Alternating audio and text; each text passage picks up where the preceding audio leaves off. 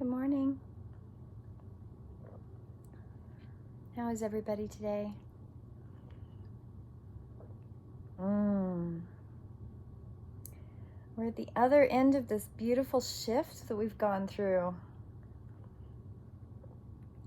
Though I don't mean that sarcastic. I know that it's been really, really tough on a lot of people. I just want to say that, it just kind of proves all over again that we're all integrally connected, and we are all integrally connected to the universe in which we live. And when we have huge shifts that are affected, we're affected by a lot of things. Some of it's solar energy or lunar energy or universal vibrational energy. We are all electrical beings and light beings, and we live in a physical body that's affected by so many things, and we're multidimensional. We are spiritual entities living a physical existence, and that's the way it is.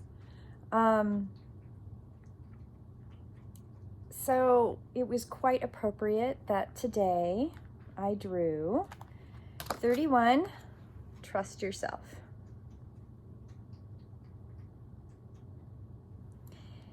And I'm going to read what Alana writes in her little booklet here. You are wise, you know how to grow, even without knowing how you know. Like the ancient forest, spectacular galaxies, and the acorn that becomes an oak, there's a natural intelligence for growth that is beyond logic and reason. It just happens. At the deepest level, we are governed by this force that is so palpable, it literally shapes the world.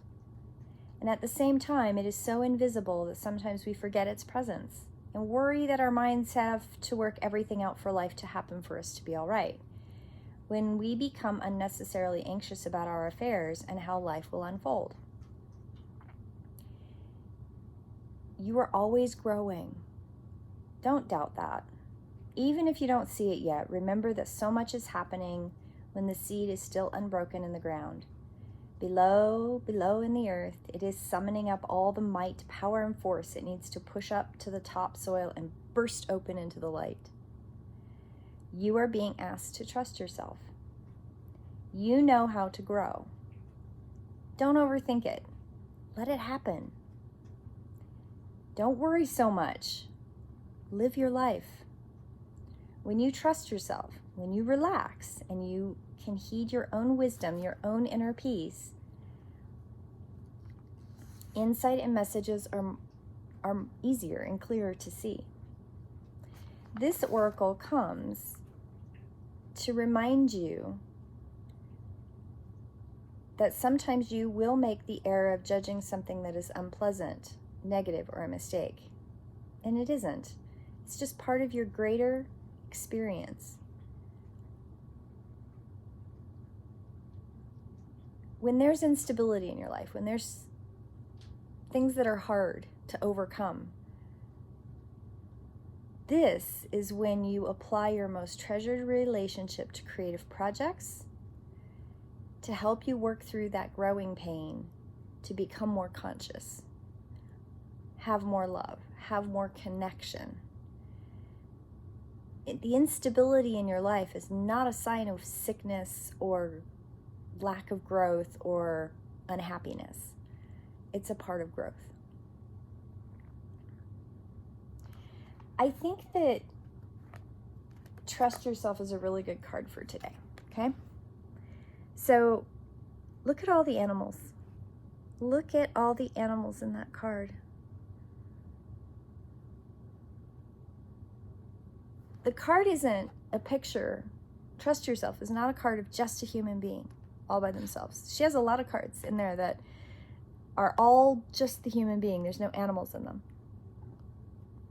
Trust Yourself has animals from around the world in this card.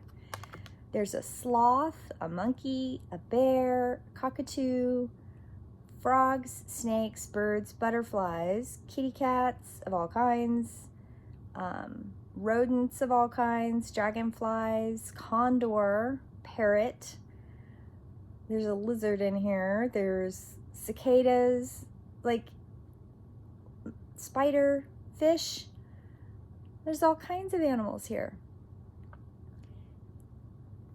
Why do you think this card has one human face and all of the animals?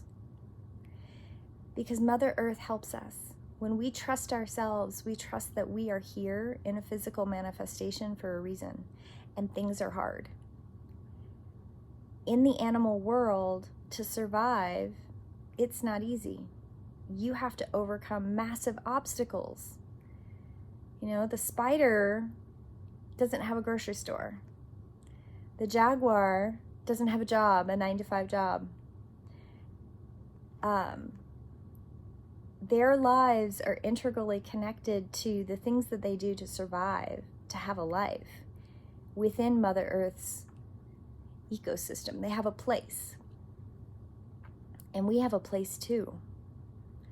And our lives can be really darn tough. But at least I'm not Mother Spider, and I can go to the grocery store for my food. I don't have to trap every single fly to eat, to survive. But what we do have is we have a modern society that we are trying to navigate within, and sometimes that's really damn tough. You know, I've gotten really frustrated lately about, there was this thing that went around, and maybe it's still going around, I'm not real sure, but that if you're not happy, don't do it. You should only do things that you're happy with doing. Well, if I only did things that I was happy doing, I would be in a worse place than I am now. Sometimes you have to do things that are not fun to get to the other side, to get to an optimum goal. I'm going to use my college experience as an example.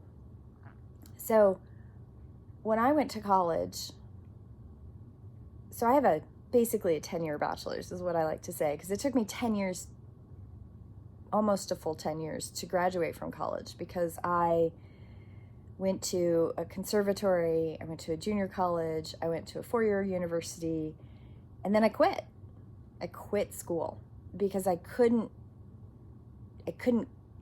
consistently stick to a program because I didn't know what I wanted. And when I finally chose to go to a 4-year university, I still wasn't entirely, well, I did know what I wanted, but I was discouraged from getting what I wanted, what I really wanted. So I got a degree in something else that I wanted. And I jokingly say that I got a teaching certificate to prove that I already knew what I was doing, because I'd been teaching for a long time in many things. Art and the spiritual metaphysical stuff I'd been teaching for a long time. And I was in my junior year, kind of the tail end of my junior year, and I was having a really rough time. There was a class and a teacher that really made me question. Well, there were 2 classes and 1 teacher. So there was one class I was struggling in, the teacher was amazing, but I just struggled in that class. And the other class was a teacher that I loathed. He's not a bad entity, just I loathed his teaching. He was not, and it was a class that I should have loved. Like, it was a literature class, and I hated the class, absolutely hated the class. And I had postponed taking this class till my junior year because I had met this professor my freshman year at that university, and we were not going to get along. And we did not get along. And I took this class, and I'm not doing well. And it was my junior year, it was a semester, and I almost failed both of these classes. I did pass them, but I almost failed them. And I really questioned whether or not I should get a degree. I was like, why am I even getting a teaching degree? Like, I don't even know why I'm in college. I don't know how it's going to affect my life. Like, why can't I just do what I want to do?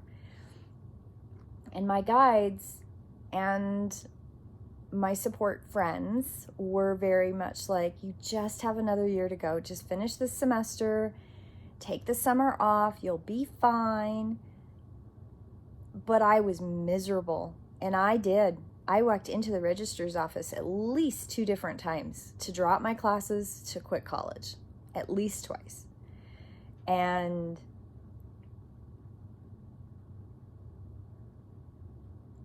I didn't know why the class with this professor was so hard. I didn't understand really why I couldn't get the information in the other class.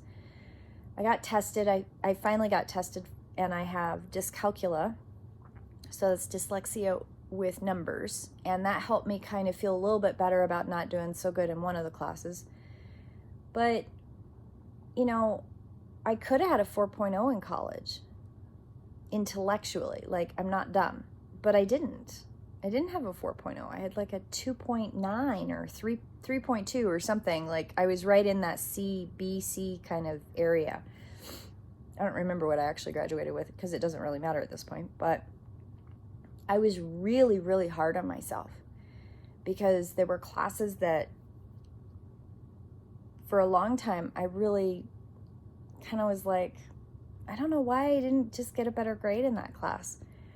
There was a night class that I had to take that I failed. I failed that class, and I had to take it again and really, really struggle with it. Well, okay, so now it's 25 years later, or however many years later we've got here, 26, and I'm looking at that experience, and I am so eternally grateful that I trusted my guides. I made myself do something that was horribly hard for me. I was emotionally very anxious about it. I didn't even know I had anxiety, but I can look back now and go, oh my goodness, you had anxiety. But I look back at that experience and I recognize that my entire educational career is fraught with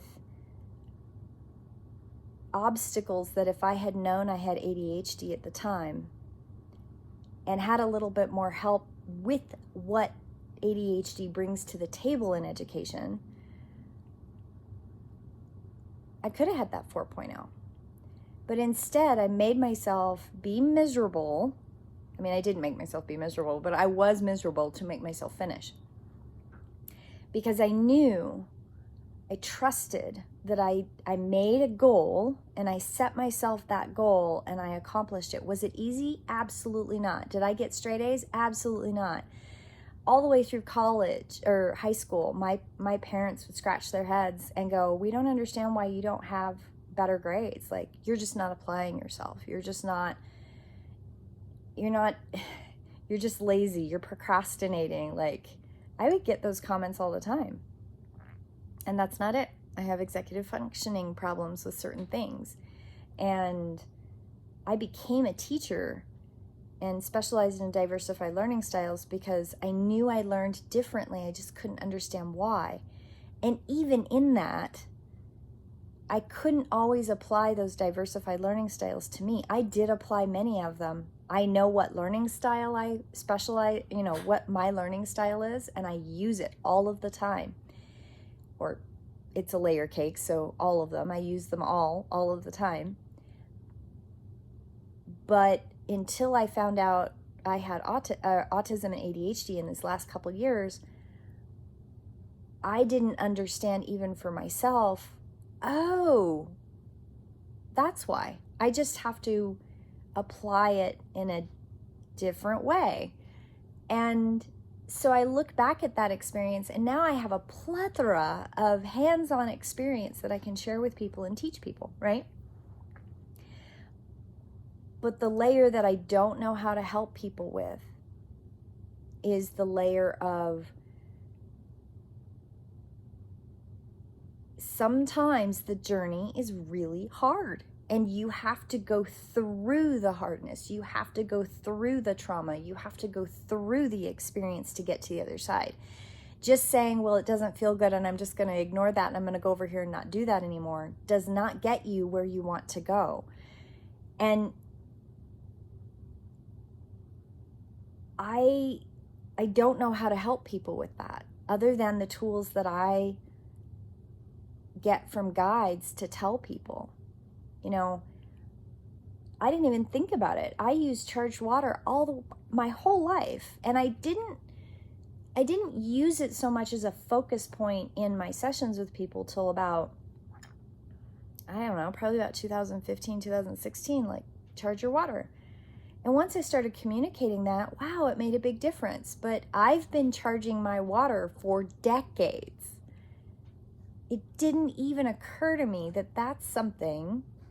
I mean, I taught a class on it. I've talked about charged water. I've taught classes on water and energy and our water bodies, our water electrical bodies, but I had not focused on it with clients until 2015. Why? I have no idea. I'd been doing it for decades. I knew it mattered. So just because you know something doesn't always mean that you can apply it till you've gone through the gauntlet, and the gauntlet of the dark time or the gauntlet of change or whatever that is. And I have been,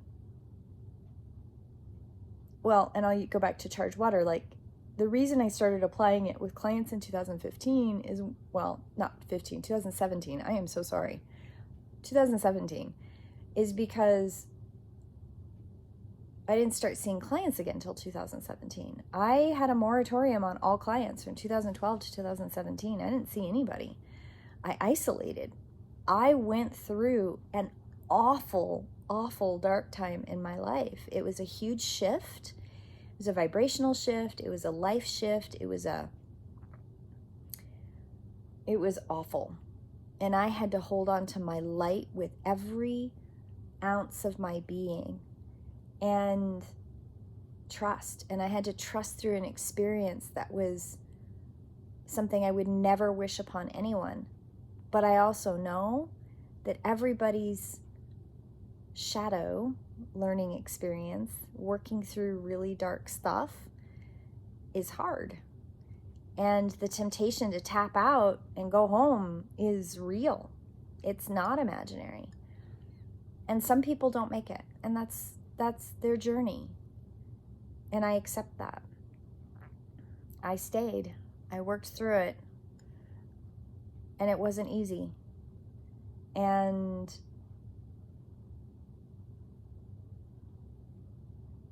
I think the part that I want to get across is that when it's really, really hard is when you have to stick to the path and trust the decisions you made before it got hard. Because that's the thing. And that's the thing that I did. I got into a really, really dark place and a really, really awful place. And when it got really, really awful, and everybody around me was making these decisions that was making it even harder for me to hold on to my light, that's what I did. I leaned back into a decision I had made before it got hard. When it was good, I trusted that decision because I knew that when things were good and I was in a rested, good mental health place, I had made a good decision. And when it got awful, I stuck to the good decision and it carried me through the worst of the worst. And I did come out on the other side holding on to my light and holding on to my decision. And that's happened a couple times in my life. There have been a couple times where I've made decisions and I trusted that intuitive knowingness that yes, this is where I'm going to go. And it got awful. Going to college, getting that degree, it was awful. There was an awful, awful time in there. Not long, not like 2012. 2012 has an uncomparable awfulness. When I was 13, that was an uncomparable awfulness. Like I've had these huge chunks of awfulness. And sometimes I didn't hold on to the decision that I had started with, and it made it worse. Oh my God, did it make it worse? I made it through, but barely. And still had to go back to the original decision and still work through those things. So what I'm telling you, what I'm really encouraging you, when trust yourself comes up, trust when you've made the decision in a good place and you're halfway through that journey and it feels awful, you're tired, you don't feel good, it's struggle bus central, it's really hard to hold on to your light. Trust the decision you started with. Go with that. Because if you second guess every single time things get hard, you will never fulfill. Well, it's not that you won't fulfill, it's that the universe is going to continue to give you the opportunity to make a better decision, or make the decision that's part of your path, not the better decision, but the decision that's part of your path. And it's going to toss that lesson back at you over and over and over again until you go through the gauntlet. You have to go through the gauntlet to get where you want to go for it to get better.